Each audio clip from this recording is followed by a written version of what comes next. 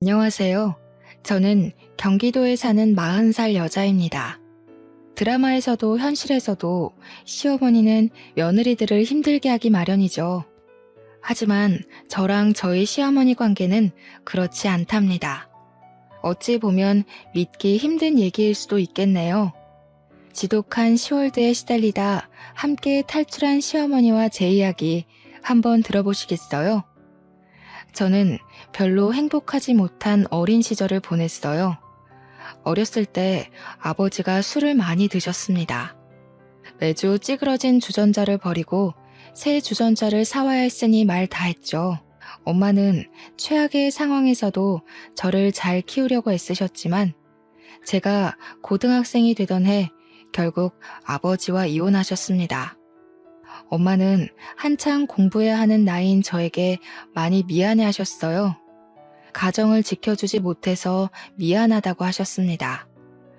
하지만 저는 오히려 엄마가 하루라도 빨리 이혼하길 바라고 있었어요. 요즘 같은 세상에 이혼이 무슨 대수라고 자꾸 미안하다 그래요? 그런 인간한테서 벗어난 건 축하할 일이지 미안할 일이 아니라고요. 부모 이혼한 거 자식들한테 흠될 일 전혀 아니니까 걱정하지 마요. 저는 엄마가 미안해하지 않도록 꼭 잘 살아야겠다고 다짐했습니다.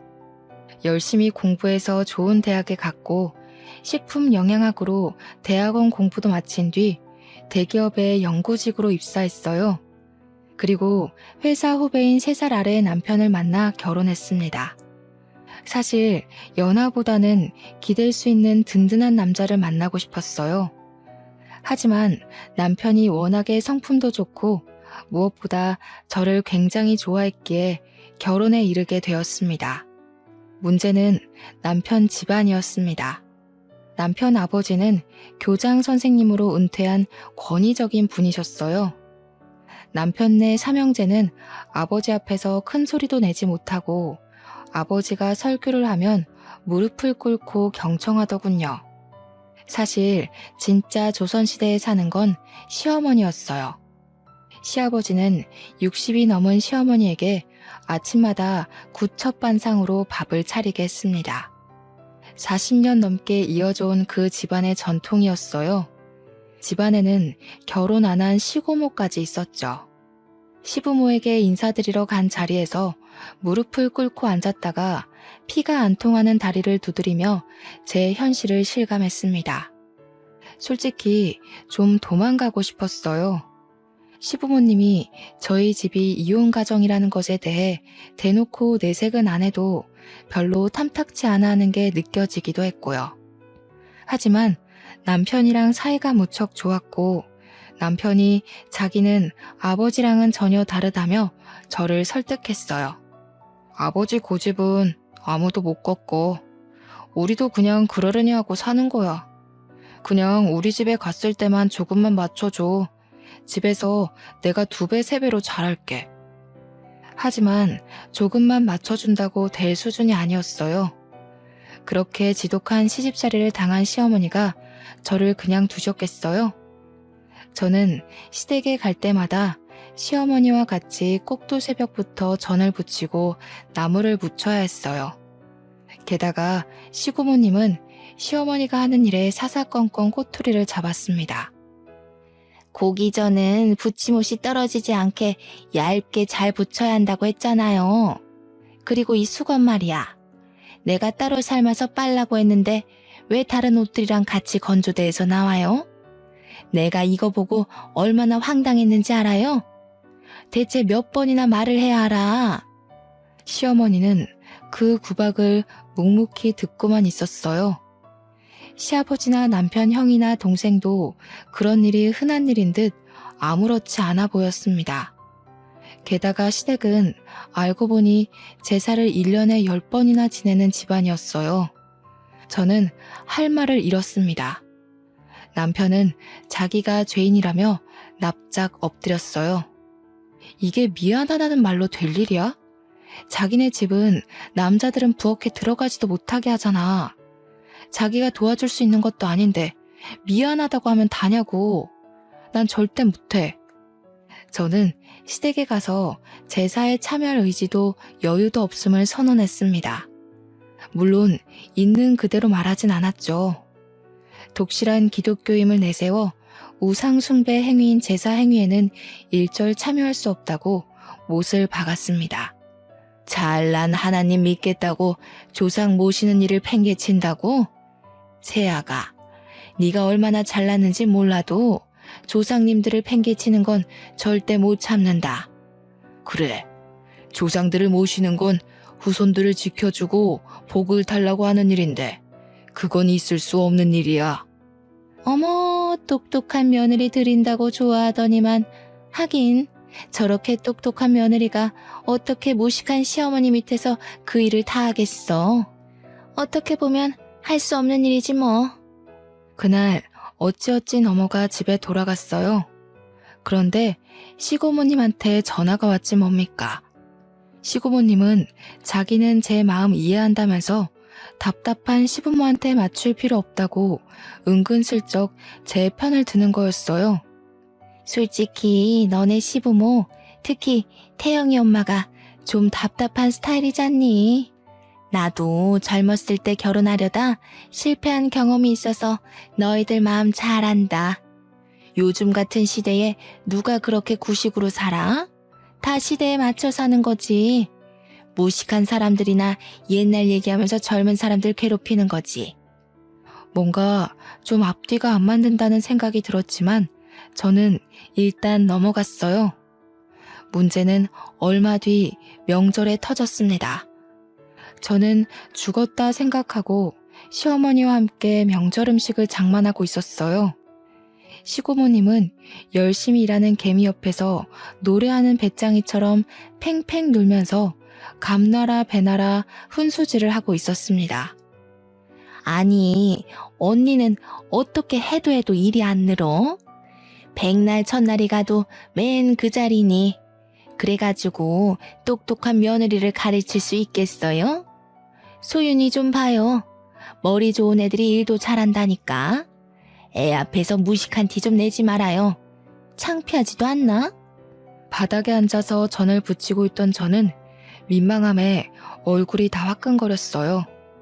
시어머니를 흘끗 보니 흔한 일인 듯 얼굴색 하나 안 변하고 묵묵히 일을 하고 계시더군요. 그래, 소윤이는 일 때문에 많이 바쁘지? 연구원이면 할 일도 많을 텐데 명절까지 챙기고 장하다 얘. 나는 요즘 애들 자기 할 말하는 거 보기 좋더라고. 우리 때나 벙어리 냉가슴 앓으며 할 말 못하고 살았지. 네 말대로 일하느라 바쁜데 어떻게 제사까지 챙기겠어? 집에서 노는 네 시어미가 하면 되지. 그렇지 오빠? 하긴 그렇긴 하지. 저 사람이야 맨날 하던 일이니까 인이 박혀서 쉽게 하지만 새아가가 직장 다니면서 제사까지 챙기기는 힘들기는 하지. 저기 어머니라고 쉬운 건 아닐 것 같은데 혼자 제사상 차리는 게 보통 일은 아니잖아요. 안 그래 여보? 아휴, 대영이가 그런 걸 어떻게 알아. 우리 집안은 예전부터 남자애들은 부엌 근처에 얼씬도 못하게 했어. 나도 막내가 되어나서 부모님이 얼마나 이뻐하셨는지 절대 손에 물 묻히는 꼴을 못 봤지. 그래서 나는 일은 하나도 할 줄 몰라. 그래도 누구랑 달리 공부는 열심히 했지 뭐. 집에 돌아가는 길에 내내 찜찜했던 전 남편을 붙잡고 말해봤어요. 시어머니가 시고모님한테 그렇게 당하는데 자식들은 왜 다들 보고만 있느냐고요. 남편은 그런 말을 처음 들었는지 깜짝 놀라더군요. 자기들은 엄마가 그런 취급을 받는 게 워낙 굳어져서 잘못됐다는 생각도 못했다는 거예요. 나이 60이 넘도록 시누이까지 모시고 살면서 시집살이 당한다는 게 말이 돼? 지금이 어떤 시대인데 남편은 물론이고 아들이 셋이나 있는데 다들 강 건너 불구경이고. 솔직히 어머니가 나한테 잘해주는 건 아니지만 그래도 그렇게 당하고 계시는 거 보기가 좀 그래. 제 말에 남편은 꿀먹은 벙어리처럼 가만히 듣고만 있었습니다. 그러다가 남편이 집안의 가부장적인 분위기가 얼마나 심각한지를 깨닫는 일이 있었습니다. 남편 집은 3층짜리 다세대 주택을 갖고 있었는데 시댁 식구들은 3층에 살고 아래층은 모두 새를 놓고 있었어요. 지하방에는 방글라데시에서 온 30대 초반의 남자가 살고 있었어요. 시부모님은 방글라데시 남자를 영 좋아하지 않더라고요. 피부색이 까만 것뿐인데 잘 씻지 않는 것 같다면서 대놓고 흉을 보곤 했습니다. 가까이 가면 냄새 나는 것 같다면서요. 왜 저렇게 안 씻고 다니는 건지 모르겠다니까. 저 방이 저렇게 해가 안 들고 퀴퀴하지 않았더라면 저런 애는 안 들였을 텐데. 냄새 나니까 웬만하면 안 돌아다녔으면 좋겠구먼. 왜 마당에까지 나와서 활개를 치는 건지 원. 그러게 말이야. 무슨 운동을 한다고 맨날 저러는데 들어가라고 해도 말도 안 듣고 무슨 자랑이 났다고 저렇게 냄새를 풍기는 건지. 다음에는 아무리 그래도 저런 애들은 들이지 말아요. 차라리 비워놓고 말지. 시꺼먼 애가 돌아다니는 거 볼 때마다 내가 깜짝깜짝 놀란다니까.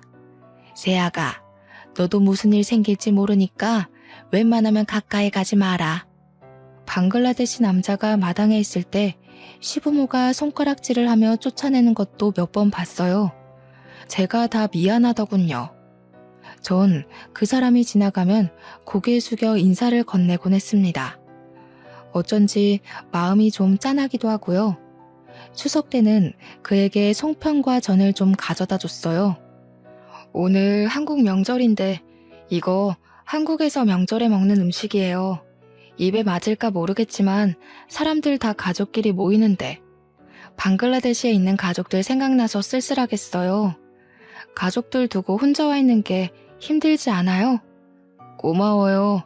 힘들지 않아요. 가족들 돈 보내줄 수 있으니까 좋아요. 방글라데시에서 돈 많이 못 벌어요. 열심히 일하면 부자 돼서 가족들 행복하게 해줘요. 그러다 시어머니가 한밤중에 밖에서 서성이다 강도를 만나는 일이 생겼어요. 빨래를 제대로 나눠서 하지 않았다며 짜증을 내는 시누이 편에서 거드는 남편을 보고 시어머니가 마음이 상하신 거죠. 먹먹한 마음을 달래려 서성이던 시어머니는 강도에게 붙잡혀 카드 번호를 대라는 위협을 받았습니다. 밤늦게 퇴근하다 그 모습을 본 방글라데시 남자 아부가 그걸 보고 시어머니를 구해줬습니다. 아부는 남자에게 주먹을 날려 쫓아내고 놀라서 주저앉은 시어머니를 일으키고 부축해서 집에 데려다 드렸죠. 그 뒤로 아부를 보는 시어머니의 눈빛은 달라졌습니다. TV에 외국인들 사람도 죽이고 무서운 짓 하는 것만 나오니까 걔도 무슨 꿍꿍이가 있는지 늘 의심이 됐는데 옆에서 잡아주는데도 냄새는 하나도 안 나고 오히려 천사처럼 광채가 나는 것 같지 뭐니. 역시 사람은 겉으로 봐선 모른다니까. 맞아요, 어머니. 외국인 노동자 중에도 좋은 사람이 있겠죠. 우리나라 사람 중에도 착한 일 하는 사람, 나쁜 일 하는 사람 있잖아요. 시고모님이랑 시아버지는 그 일을 겪고도 전혀 달라지지 않았어요. 그러다 결국 일이 터지고 말았습니다. 시고모가 아침에 나와 운동하는 아부를 보고는 집의 마당에 있던 대야로 물을 뿌려버린 거였어요. 아부는 깜짝 놀라서 멍하니 쳐다보고 있는데 시고모는 빨리 안 들어가냐며 뺨까지 때리려고 했다고 해요. 마침 아침장을 보고 오다 그걸 본 시어머니가 깜짝 놀라서 시고모님을 말렸고요. 시고모님은 그런 시어머니를 밀어버렸습니다. 감히 나한테 명령을 하냐면서요. 하필이면 시멘트 바닥에 넘어지신 시어머니는 그만 팔이 부러지고 말았어요. 더 가관인 건 시아버지가 그 상황에서도 시어머니 편을 안 들고 시고모 편을 들었다는 겁니다. 하찮은 외국인 놈 편드느라 시누이를 화나게 한 시어머니 잘못이라면서요. 기가 막힐 노릇이죠. 시어머니도 드디어 폭발하고 말았습니다. 그게 어떻게 내 잘못이니? 불쌍한 애를 괴롭히는데 그럼 내가 그냥 가만히 있어야 하니? 네 아버지랑 고모는 어쩜 그렇게 한결같이 사람들이 매정에 빠졌니? 어려서 공부 못한 것도 서러운데 무식하다고 구박이나 받고. 에이구, 내가 죽고 나서나 정신들을 차리지. 어머니, 잘못하신 거 하나도 없어요. 진짜 고모님도 그렇지만 아버님도 해도 해도 너무하시네요. 팔 나으실 때까지 집에 들어가지 마시고 여기서 좀 쉬세요. 진짜 그래도 되겠어? 나는 너 바쁜데 괜히 불편하게 패 끼칠까 봐. 시어머니가 돼가지고 잘해주지도 못하는데 얘만 잔뜩 시키고. 내가 소윤이한테 미안하구나. 아니에요. 일은 어머니가 제일 많이 하시잖아요. 괜히 가서 무슨 일을 또 당하실지도 모르고. 여기서 쉬시는 게 저희도 마음 편해요. 그치 여보?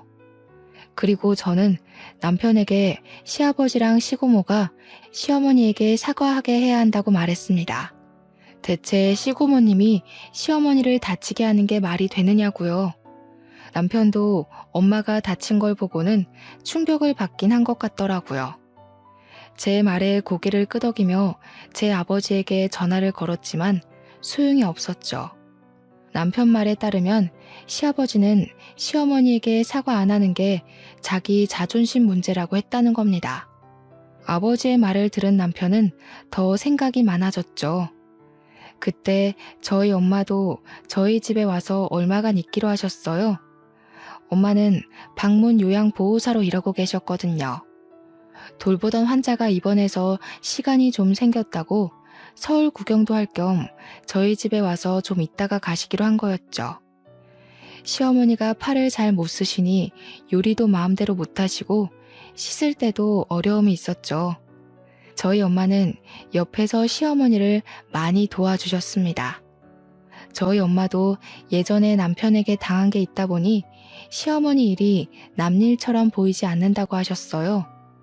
그렇게 두 분이서 가까이 지내시더니 같이 산책도 가시고 근처에 공연이 있다면서 같이 보러 가시기도 하더라고요. 아까 보니까 이번에 문화센터에서 효도 공연을 한다고 하던데 김영훈이가 온다 그러더라고. 김영훈? 김영훈이 이런 데로 온다고? 나는 별로 좋아하지는 않지만 어디 잘하나 한번 보러 가볼까? 두 분이서 공연을 보고 와서 어찌나 즐겁게 얘기들을 나누시는지요. 얼굴이 밝게 상기되셔서요. 왜 진작에 좋은 공연에 데려가드리지 못했나 싶더라고요. 엄마랑 시어머니는 서로 신세 한탄도 많이 나누셨어요. 방문 요양 가면 어르신 이렇게 부르면서 깍듯하게 대해야 하거든. 우리도 공부해서 자격증 딴 사람들인데 나이 드신 분들이다 보니 우리를 식모 정도로 생각하더라고. 요양사님이라고 안 하고 아줌마 이거 좀 가져와 저거 좀 가져와 하면서 하대한다니까. 가끔 내가 이 나이 먹고 뭐하나 싶어. 그러니까 그만두시라니까요. 엄마 생활비 보내드린다잖아요.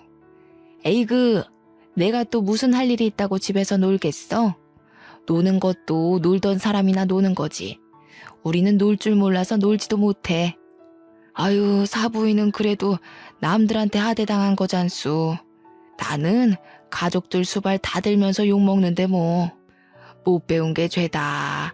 내가 할 줄 아는 것만 있었어도 신우랑 남편한테 이런 취급 안 당하면서 살지. 이러면서 40년을 살았어요, 내가. 사부인이나 나나 남편 복 없으니 팔자가 그러려니 해야지 어쩌겠어. 아니, 점잖은 교장 선생님 부인이 그렇게 고생하면서 살지 누가 알았겠소? 소윤이 아빠야. 툭탁하면 술 먹고 들어와서 집안을 뒤집어 놨지. 애 한창 클 때 그런 꼴 보면서 크게 한 게 지금도 미안하다니까. 어쩌겠소. 사부인 말대로 내 팔자가 그런 걸. 내 가만히 보니까 마음 편하게 사는 사람 몇 없더라고. 사람들 다 마음의 응어리 하나씩 갖고 살지. 그래도 이렇게 서로 이야기 나눌 사람이 있으니 얼마나 좋아요. 아들이 셋이나 있으면 뭐래? 여태까지 아무도 내 얘기 안 들어준 걸. 나는 그게 안 된 일인지도 모르고 그러려니 하고 살았지. 아이고, 아들들이 있어도 도움이 안 되니 혼자서 얼마나 냉가슴 앓으셨겠소. 주변에도 보니까 딸이 있어야 한다고 그러더라고. 이제라도 우리한테 좀 마음 내놓고 그러고 살아요. 두 분은 그렇게 서로를 위로하며 더 친해지셨습니다. 사실 두 분 다 사회생활을 안 하시다 보니 몇십 년 만에 처음으로 마음을 터놓을 친구가 생긴 거였죠. 한날은 제가 마음을 먹고 저희 엄마랑 시어머니를 좋은 레스토랑에 데려갔어요. 두 분 다 열심히 집안일하고 밥 벌어먹을 걱정만 하셨지 좋은 데서 밥 한 번 못 드셔봤거든요. 남편은 친구들이랑 놀라고 밖에 내보내고 여자들 셋이서 분위기 좋은 음식점에서 맛있는 음식을 먹었습니다. 제가 엄마와 시어머니에게 하고픈 말이 있었거든요. 저는 엄마가 고생해서 뒷바라지 해주신 덕분에 공부를 잘 마치고 좋은 직장까지 얻었는데 엄마는 항상 제자리인 게 늘 마음에 걸렸거든요. 시어머니도 마찬가지였죠. 그 시절엔 여자애들을 공부를 안 시켰기 때문에 공부를 못했을 뿐인데 무식하다고 구박당하시는 게 얼마나 억울합니까? 엄마, 그리고 어머님, 저랑 태영 씨는 직장에서 자리도 잡고 이번에 태영 씨도 월급이 올라서 더 살만해졌거든요. 저희는 풍족하진 않아도 누릴 거 다 누리면서 컸는데 어머님들은 그러지 못하셨잖아요. 이제 자식들도 다 컸으니까 가족들 걱정일랑 조금 내려놓으시고 이제 자신들을 위해서 사셨으면 좋겠어요. 아이고, 우리가 이 나이에 무슨 욕심을 부리겠니? 너희들 잘 사는 모습 보고 손주 생기면 손주나 봐주는 낙으로 사는 거지. 두 분 다 저보다 훨씬 똑똑하시고 현명하신데 공부를 못하셔서 서름 당하면서 사시는 게 마음이 아파요. 저희가 도와드릴 테니까 검정고시 공부해 보셨으면 좋겠어요. 요즘엔 대학도 만학도 전형이라는 것도 있거든요.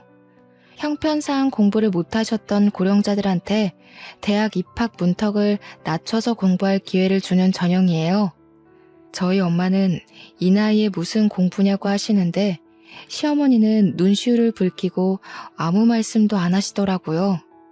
제가 괜한 짓을 한 건가 싶었어요. 무시당하며 사는 것도 서러운데 제가 괜히 콤플렉스를 자극해서 마음 아프게 해드린 게 아닌가 해서요. 두 분은 결국 거절하셨습니다. 70이 다 됐는데 그냥 살던 대로 사는 게 좋다고 하시면서요. 시어머니는 별 말씀은 안 하시고 엄마 말에 고개만 끄덕이셨죠. 얼마 뒤 시어머니는 팔에 깁스를 풀기도 전에 시댁으로 돌아가셨어요. 아무리 그래도 집을 너무 오래 비우는 게 마음에 걸린다면서요. 그런데 며칠 뒤 시고모님한테 전화가 오는 게 아니겠어요? 시어머니가 없는 동안 시아버지랑 시고모님은 엄마 없는 아이들처럼 라면이나 끓여 먹고 집안은 엉망이 된 채로 살았습니다. 남편도 몇 번 집에 갔다가 학을 떼고 돌아왔죠. 다 큰 어른들이 어떻게 집안 꼴을 그렇게 하고 사냐면서요. 그게 그럴 수밖에 없는 게 모든 일을 다 시어머니한테 시켰으니 할 줄 아는 게 없을 수밖에요. 시아버지는 그제야 너는 어떻게 그렇게 할 줄 아는 게 없냐며 시고모님을 나무랐다고 하시고요. 그동안은 제가 시댁에서 오는 전화를 제대로 받지 않거나 바쁘다면서 금방 끊어버렸습니다. 시고모님은 저한테 전화해서 그동안 받았던 서름을 토로하는 한편 그 화를 시어머니에게 돌렸습니다. 며느리야, 내 말 좀 들어보거라. 너네 시부 말이다. 자기도 할 줄 아는 것도 쥐뿔도 없으면서 나한테 뭐라 그러지 뭐야. 요즘 세상에 여자만 일하라는 법이 있어? 안 해본 건 저나 나나 똑같지 뭘. 네 시엄마도 그래. 그렇다고 2달 넘게 안 들어오는 게 말이 되니? 여자가 소박 맞고 싶어 작정한 것도 아니고. 고모님, 여자만 일하라는 법은 없으면 저희 어머님한테만 일 시키는 건 이상한 거 아닌가요? 그리고 어머님이 오죽하면 집에 안 들어가셨겠어요. 어머 얘, 나는 어릴 때부터 막내로 귀하게 자라서 집안일은 일절할 줄을 몰라요. 너네 시엄마는 내가 아주 정신을 차리게 일 시키고 있는데 뭐 세탁기 쓰지 말라고 다 손빨래 하라고 시켰어. 자꾸만 옷들을 섞어 빨아서 안 그래도 골치였잖니. 네? 세탁기를 못 쓰게 한다고요? 그래. 혼쭐이 나봐야 정신을 차리지 원. 안 그러면 손아래라고 시누이 무서운 줄 모르고 기어오르지 않니? 못 배웠으면 알아서 기는 맛이라도 있어야지. 무식한 주제에 제 주장은 다 챙기려고 하니 그게 문제지 뭐야? 무식한 사람 상대하는 우리도 피곤하다 얘. 너네 시엠이 집에 있을 때 너도 불편하지 않든? 아니요. 저희랑 또 저희 엄마랑 잘만 지내셨는걸요. 네가 아직 덜 당해봐서 그렇지. 손빨래 하면서 정신 좀 차려보라고 했다. 어쨌든 집이 깨끗해지니까 살 것 같네. 말인지 방귀인지 알 수가 없었죠. 도대체 60년대도 아니고 세탁기를 일부러 못 쓰게 한다뇨. 세탁기가 여성들의 삶을 해방시켰다는 말까지 있는데 말이죠. 그날 저는 남편에게 말했습니다. 팔이 다 낫지도 않은 어머님한테 손빨래까지 시키며 시집살이를 시켰다는 게 말이 돼? 당신은 진짜 이런 걸 보고도 아무 생각이 없어? 솔직히 난 아무 생각 없었다는 당신도 무서워. 계속 이런 식이면 정말 당신이랑 사는 거 다시 생각해봐야 할 것 같아. 남편도 이번엔 충격을 많이 받은 모양이더군요. 방에 들어가더니 시아버지와 통화하는 소리가 들렸습니다. 아버지, 진짜 엄마한테 어떻게 그러실 수가 있어요? 엄마가 지금까지 아버지한테 얼마나 잘하셨는데요. 엄마 나이도 있으시고 몸도 성치 않으신데 그렇게 힘들게 일을 시키시면 어떡해요? 아버지가 말리셨어야죠. 아버지랑 고모랑 엄마한테 사과하셔야 한다고요. 하지만 시아버지는 치롱성이었어요. 네 엄마가 잘못한 거라면서 절대 본인들 잘못은 인정하지 않았죠. 평소 늘 온화하고 감정을 터뜨리는 법이 없는 남편도 결국은 분통이 터지고 말았습니다. 우리 아버지가 저렇게 편협한 분인지 몰랐다면서 화를 내고 혼자 머리를 싸매고 끙끙대더군요. 며칠 뒤 시어머니는 저희 집에 다시 오셨습니다. 나 어릴 적에 공장 나가면서 교복 입고 학교 가는 애들 보면 그렇게 부러울 수가 없었다. 그래도 나한테 주어진 팔자거니 하고 그래도 이만하면 부러운 거 없이 산다 하며 살아왔어. 그렇지만 공부 못한 게 늘 한이 되고 공부 못했단 이유로 무식하다는 소리 듣는 건 더 서러웠다. 엄마, 그동안 제가 마음 못 헤아려드려 죄송해요. 저는 그냥 엄마는 그렇게 사는 게 당연하다 여긴 것 같아요. 아버지가 엄마한테 그렇게까지 하실 줄이야. 지금까지 많이 참으셨는데 지금이라도 이혼하시는 게 낫지 않을까 싶은데. 내가 이 나이 먹고 이혼은 해서 또 뭐 하겠니? 그 집에서 당하는 꼴은 서럽지만 흔한 말로 무슨 부귀영화를 누린다고 이혼을 하겠어. 하지만 무식하다 무시당하는 건 이제는 싫다.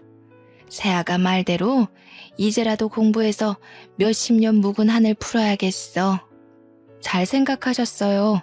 어머니, 정말 잘 생각하셨어요. 시어머니가 담담하게 이야기하는 모습을 보니 어쩐지 눈물이 날 것 같더군요. 시어머니가 검정고시 공부하기로 했다는 소식을 들은 저희 엄마도 결국 함께 검정고시 공부를 하기로 했습니다. 저는 두 분 생활비 걱정 말고 하고 싶으셨던 공부 마음껏 하시라고 말씀드렸어요. 그렇게 해야 우리 어머니들이 자신의 삶을 찾아야 비로소 저희 삶도 온전해질 것 같은 느낌이었거든요. 두 분은 함께 중학교 졸업학력 검정고시반에 들어가셨습니다. 저희 엄마는 저희 집에서, 시어머니는 시댁에서 다니셨지만 종종 저희 집에서 같이 주무시며 함께 공부하셨어요. 남편은 저에게도 사과했어요. 앞으로는 시댁에서 제가 부당한 대우를 당하면 적극적으로 제 편을 들어주겠다고 했습니다. 늦은 나이에 다시 시작한 어머니들의 공부는 결코 쉽지 않았어요. 저희 엄마는 툭하면 머리가 아프다며 싸매고 들어 누우셨죠. 시어머니도 열심히 공부하셨지만 중학교 졸업학력 검정고시를 2번째 떨어졌을 때는 많이 실망하신 눈치더라고요. 사부인, 우리가 어려운 시절에 태어나 어린 시절에 공부를 못하고 나이 들어 이 고생이지요. 그래도 저는 이런 생각이 듭니다. 그래도 늦게라도 공부를 해볼 수 있다는 게 어딥니까? 우리가 마지막까지 하늘 품고 가지 않게 자식도 저렇게 응원해주고 시간은 아직 많이 남아있잖소.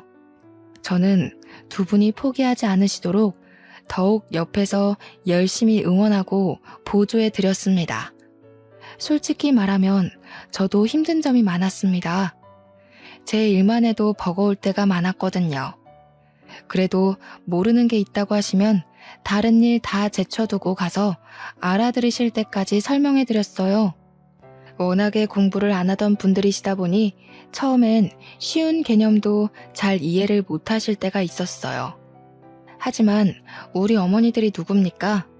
괜히 어머니는 강하다는 말이 있는 게 아니죠. 두 분은 포기하지 않았습니다.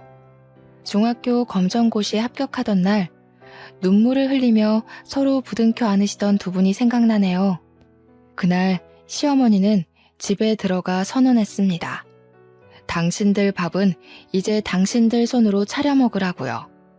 시어머니가 그런 말을 했다는 걸 듣고 저는 정말이지 속이 시원했답니다. 있을 때 잘하라는 말은 저희 시아버지를 위해 있는 말이 아닐까요? 시어머니는 저희 엄마랑 둘이서 노래교실도 다니면서 더욱 즐겁게 지내게 되었어요. 반대로 시아버지랑 시고모님은 집에서 죽상을 하고 있다가 남편과 형제들에게 전화에 툴툴거리기 일쑤였죠. 한 번은 시아버지는 시어머니가 공부하러 나가는 게 고가웠는지 이것저것 꼬투리를 잡으시더군요. 저는 아침 일찍 어머니를 모시러 갔다가 그 싸움을 고스란히 구경하고 말았죠. 가정주부가 무슨 헛바람이 들어가지고 공부를 한다고 집안 살림을 내팽겨쳐? 당신이 공부해서 쓸 데가 어딨어? 내 삶을 찾겠다느니 헛소리만 잔뜩 해대고 쓸데없는 짓 하지 말고 하던 대로 살아. 바람만 잔뜩 들어가지고 남들 보기 창피스럽지도 않아? 하나도 안 창피해요. 여태까지 공부 못한 게 더 창피하죠. 공부해보니까 그렇수다. 한 번 못한 공부를 영원히 못하는 것도 아니고 한 번 주부라고 영원히 주부라는 법도 없어요. 당신도 한 번 남편이라고 영원히 남편이겠어요? 나도 지금까지 참을 만큼 참았으니까 당신이나 헛소리하지 마세요. 뭐야? 좋아, 그래. 100번 양보해서 공부하는 건 좋다 이거야. 그래도 집안 살림은 챙겨야 할 거 아니야. 사람이 자기 본분을 다하면서 하고 싶은 것도 해야지. 어떻게 하고 싶은 것만 하면서 사나? 당신 그렇게 근본 없는 여자였어? 당신 진짜 이런 사람 아니었잖아. 앞뒤는 맞게 살자 이거야 내 말은. 당신이랑 아가씨는 손이 없소 발이 없소. 당신도 은퇴했으면 그에 맞는 본분을 새로 찾아야지. 언제까지 나만 붙잡고 밥밥 그럴 거랍니까? 당신이랑 당신 동생이나 정신 차리슈. 그 나이 먹도록 제 밥숟갈 하나 못 놓는 거야말로 창피하지 않아요? 이 여자가 진짜 말이면 단 줄 알아? 진짜 보자 하니까 안 여자가 됐으면 남편 밥상 보고 잠자리를 살피는 게 본분이지. 어디서 남편한테 꼬박꼬박 말대답이야? 진짜 돌아버린 거야? 진짜 밥상 뒤집어 엎어지는 꼴 보고 싶어? 그때 시고모님이 없었으니 망정이지 거기에 시고모님까지 더해지면 시어머니가 부글부글 끓다가 폭발할 것 같더군요. 일은 엉뚱한 데서 터졌습니다. 잔뜩 골이 나서 속이 베베 꼬인 시아버지가 방글라데시 남자 아부에게 화풀이를 한 거였어요. 시어머니는 없고 배는 고픈데 시고모님은 옆에서 말만 많지 아무 도움도 안 되죠. 담배나 피우려고 나가신 겁니다. 그런데 아부가 쉬는 날이었는지 이불을 내다 마당에다 걸고 있는 걸 보신 거예요. 시아버지는 냄새나는 이불을 왜 거기다 거냐면서 아부에게 화를 내다가 급기야 손찌검을 한 거예요. 시아버지의 손찌검에 아부는 그만 윗니가 하나 부러지고 말았어요. 그걸 본 2층 세입자가 경찰에 신고했고 시아버지는 경찰서에서 남편에게 전화를 했습니다. 저희는 깜짝 놀라서 경찰서로 갔어요. 시부는 미간에 힘을 잔뜩 준 채로 입을 꾹 다물고 경찰서 의자에 앉아 있었습니다. 아부는 한쪽 얼굴을 붙잡고 있더라고요. 보니까 얼굴이 많이 부어 있더군요. 아부 괜찮아요? 미안해서 어쩌죠? 저희 시아버님이 요즘 마음이 많이 안 좋으셔서 그래도 그러면 안 되는 건데 남편이랑 제가 대신 사과할게요. 정말 미안해요. 괜찮아요. 소윤 잘못 아니에요. 나 운동신경 좋아서 많이 안 다쳤어요. 내가 잘 막아서 이빨 하나만 부러졌어요. 저는 치료비는 물론 일하느라 치료받는 데 지장이 없도록 합의금을 넉넉히 챙겨줘야 한다고 남편에게 말했어요. 그리고 제가 아부네 회사에 연락해 치료 때문에 회사를 못 나가는 것 때문에 잘리지 않도록 잘 부탁도 드렸어요. 시어머니도 시아버지에게 아부에게 사과하고 합의금을 넉넉히 챙겨주라고 말했어요. 시아버지는 끽소리도 못하고 합의금을 마련해 줬습니다. 그런데 아주버님이 저한테 전화해서 화를 내는 게 아니겠어요. 제가 중간에 끼어서 아버님 편은 안 들고 그 외국인 편을 들어준다는 거였습니다. 재수씨가 그러면 안 되죠. 저번부터 느꼈는데 왜 그렇게 자기 생각 가지고 아버지를 몰아붙여요? 엄마 검정고시 공부한답시고 집안 살림 내팽개치고 노랫바람까지 든 것도 재수씨가 바람 넣은 거잖아요. 시집을 왔으면 그 집안 법에 따를 줄도 알아야죠. 재수씨가 똑똑하다고 재수씨만 옳고 다른 사람들은 다 무식한 줄 알아요? 제가 받아치려는데 남편이 갑자기 전화기를 뺏어들었습니다. 아버지가 잘못한 건데 형은 왜 그걸 소윤이한테 그래? 그건 진짜 인간으로서 해서는 안 되는 일이잖아. 더구나 교육자셨는데 자식이고 며느리라고 아버지가 무슨 짓을 하든 다 편을 들어드려야 돼? 우리가 그러면 아버지가 더 편협해지고 자기밖에 모르는 사람이 되는 거 모르겠어? 그 일이 있고서도 시어머니는 여전히 집안일의 굴레에서 완전히 벗어나지 못하셨어요. 시어머니가 아니면 집안 꼴이 자꾸 엉망이 되니까 그걸 두고 볼 수가 없으셨던 거죠. 사람이 한 번에 바뀔 수야 없으니까요. 시아버지랑 시고모님 등살에 못 견뎌 하시는 시어머니를 저는 아예 저희 집에 와 계시도록 했습니다. 시아버지랑 시고모님, 아주버님까지 시어머니한테 다 늙어서 무슨 공부를 하냐며 하루가 멀다 하고 면박을 줬거든요. 그런 와중에도 두 분은 열심히 공부하셨습니다.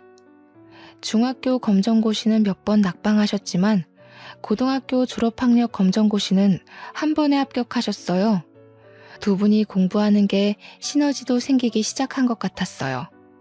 마침내 두 분이 나란히 만학도 전형으로 사회복지학과에 입학하셨습니다. 두 분이 대학 입학하던 날 저는 굳이 반차를 내고 입학식을 보러 갔어요. 어쩐지 그 순간을 놓치면 안 될 것 같았거든요. 두 분의 한층 밝아진 얼굴을 보는 것만으로도 행복했죠.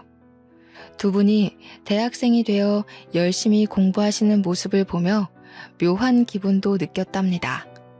물가에 내놓은 것처럼 걱정되기도 하고 그러면서도 학교 가는 뒷모습만 봐도 뿌듯하고요.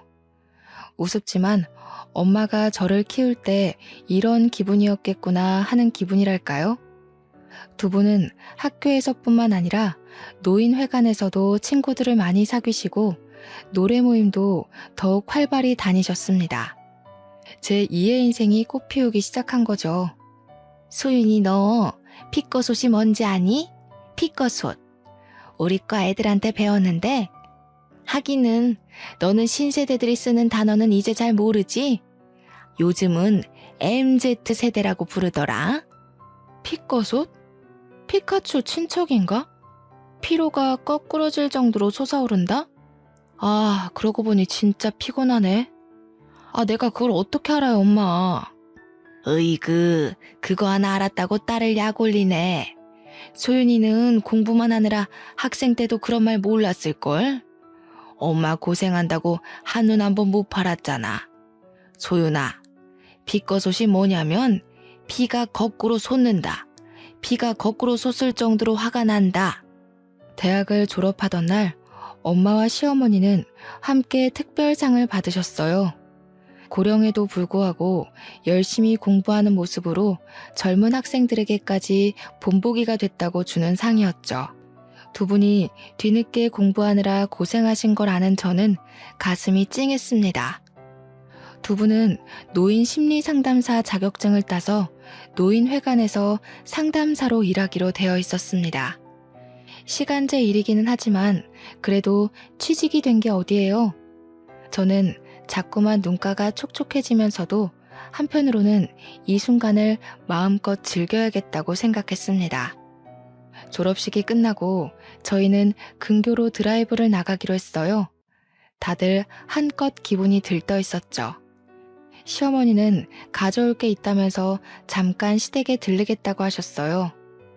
기분 좋게 모자를 쓰고 나오려던 시어머니는 그만 시고모님한테 붙잡히고 말았어요.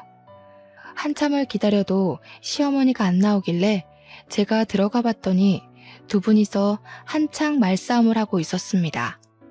집구석에 기어들어오지도 않더니 또 어딜 기어나가는 거야? 이보세요, 김성희 씨. 제정신이세요? 제정신일 리가 없지. 안 그럼 저렇게 헛바람이 들 수가 있나. 집안 꼴 잘 돌아간다. 우리를 이렇게 무시하고도 언니가 무사할 줄 알아? 무사 안 하면 뭐 어쩌려고. 머리채라도 잡게요? 하긴 그런 게 아가씨한테 어울리긴 하지. 말도 함부로 하지 집안일 하나 할 줄 아는 게 없지. 입만 살아가지고 남 괴롭힐 줄밖에 더 알아? 이보세요, 최금희 씨. 저도 예전에 제가 아니거든요. 아가씨 대학 졸업장 없잖아. 시어머니는 졸업장을 시고모한테 던졌습니다. 말리려던 저는 팔을 뻗은 채로 그대로 굽고 말았어요. 솔직히 속이 시원했습니다. 우리 며느리가 그러더라고. 남들이 날 모욕할 때는 일단 녹음을 해두라고. 당신이랑 당신 오빠가 내가 공부하는 걸 갖고 미친 짓이라고 난리치면서 하루가 멀다 하고 욕한 거 다 녹음해놨어. 내가 멍청해서 가만히 있었던 게 아니라 위자료 적립하는 셈 치고 들었다 이거야. 뭐 위자료? 이 여편네가 돌아도 한참 돌았구먼. 위자료는 무슨 개코가 위자료야. 그리고 뭐 대학 졸업장? 참네. 이게 그렇게 대단해? 대학 졸업장만 있으면 뭐 칠푼이가 양반되는 줄 알아? 사람이 인간이 먼저 돼야지. 대학 졸업장 땄다고 하늘 같은 시댁 식구들한테 기어올라? 형편 어려워서 학교 못 다닌 거 가지고 무식하다 노래 부른 사람이 누군데. 근데 내가 공부해보니까 말이야. 진짜 무식한 게 뭔지 알아? 자기가 운이 좀 좋았던 거 가지고 남 깔아뭉개는 거. 그런 게 진짜 무식한 거야. 이 무식한 여자야. 너희 잘난 오빠랑 둘이서 천년만년 라면이나 끓여 먹고 살으세요. 뭐야? 이 여자가 진짜?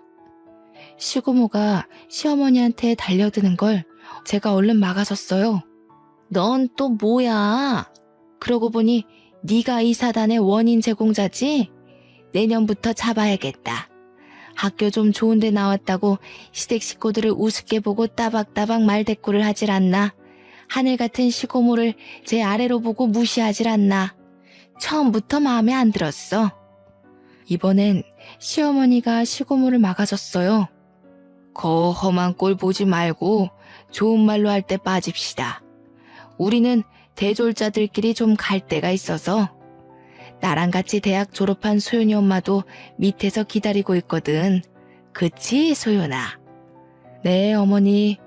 좋은 날인데 예의를 모르는 분 때문에 망치지 말고 얼른 우리 갈 길 가요. 아, 그리고 고모님, 저는 문제의 원인을 제공한 게 아니라요. 문제를 시정한 것뿐이에요. 그 정도는 논리적으로 이해하셔야 하는데 이해가 잘 안 되시나 봐요. 당신 오빠 오면 이거나 전해줘. 시어머니가 시고모에게 두 번째로 던진 건 이혼 서류였습니다. 위자료를 받을 수 있게 소송 준비까지 잘 맞춰둔 뒤였죠. 그리고 저희는 계획대로 근교로 바람을 쐬러 갔습니다. 오리백숙을 맛나게 먹고 저수지 근처를 걷다가 시어머니는 말씀하셨어요. 뱃속에 아기도 있는데 그런 꼴 보게 해서 미안하구나. 나는 네 덕분에 지난 몇 년간 얼마나 행복했는지 모른다. 네가 없었으면 공부할 용기 같은 거 절대 못 냈을 거야. 네가 나한테 새 삶을 찾아줬어. 너한테 빚진 건 내가 아무리 갚아도 모자랄 것 같다. 아니에요. 저도 덕분에 얼마나 행복했는데요. 어머님이 없었으면 저희 엄마도 용기 내지 못했을 거예요. 저희 엄마가 공부해서 늦게라도 새 삶을 사는 거, 그게 제 소원이었거든요. 저만 어머님을 도운 게 아니라 어머님도 저를 도와주신 거예요. 집을 나온 시어머니는 저희 엄마와 함께 저희 옆집에서 같이 살기 시작하셨어요. 태어난 아기도 두 분이서 같이 돌봐주시고 저희 엄마는 노인정에서 만난 할아버지와 연애도 하신답니다. 시아버지는 지금도 종종 연락을 하지만 시어머니의 마음을 돌리기엔 역부족이죠. 뒤늦게 결혼한 아주버님이 자기가 아버지를 잘 모신다고 난리를 치더니 밥이 입에 굴러들어올 때까지 기다리는 노친네 돌보기가 만만치 않았는지 쏙 들어가서 양로원에 보내기로 했다고 하더군요. 하긴 형님이 무슨 잘못이라고 그걸 다 감당하겠어요? 그래도 남편 아버지라 저희는 가끔 아기를 데리고 찾아뵙기는 합니다. 저희 아버지에게도 찾아가고요. 이혼 소송이 끝나고 시어머니는 45년간 희생한 대가로 2층짜리 건물을 하나 위자료로 받았습니다. 시어머니는 그 건물을 저희에게 주겠다고 하셨어요. 당신은 모아둔 돈이 충분하시다면서요. 건물 덕에 저희 부부는 조금이나마 경제적으로 나아졌고 그 여유를 어머님들과 인생을 마음껏 즐기는 데 쓰고 있답니다. 방글라데시로 돌아간 아부는 농장을 샀다면서 놀러 오라고 연락을 해왔어요. 아부처럼 해맑은 그의 아내와 딸의 미소를 보니 참 기뻤습니다. 내년에는 엄마, 시어머니, 제 딸을 데리고 방글라데시를 다녀오게 될 것 같아요. 제 이야기는 여기서 끝이에요. 어머님들이 무시당하지 않게 공부하길 간절히 바랐지만 오히려 두 어머님을 보며 제가 더 많이 배운 것 같네요. 여러분도 좋은 시절 다 갔다 느껴질 때 그때가 바로 새로 시작할 때라는 거 기억해 주셨으면 좋겠어요. 다시 꽃피울 인생을 위해 파이팅입니다.